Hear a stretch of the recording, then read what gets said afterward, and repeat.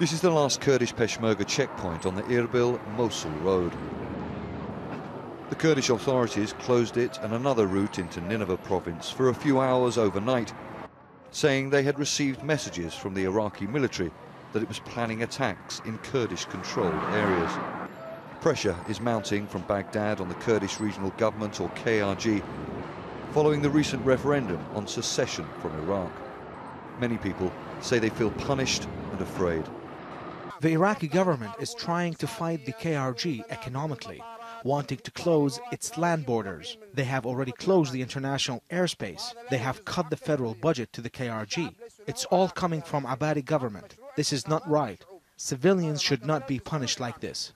The federal government in Baghdad denied any responsibility for these messages that the KRG said that it received last night from the Iraqi military and Shia militia groups, saying that they were planning attacks around the oil-rich city of Kirkuk and north of Mosul.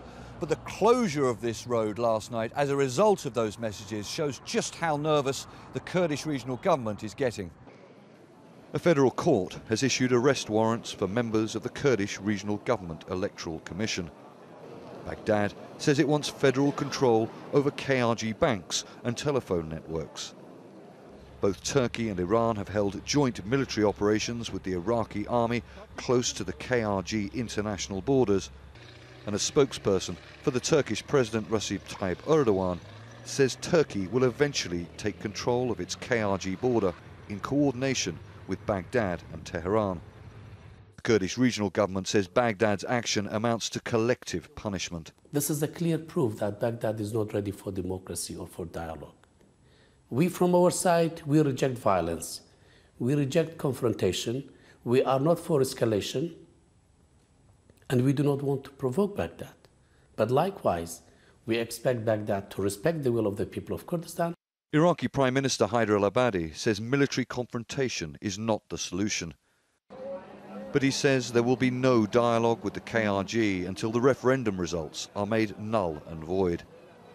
More than 92% of those who voted said yes to eventual Kurdish secession. The KRG says the Kurdish people of Iraq have spoken. Stratford, Al Jazeera, Northern Iraq.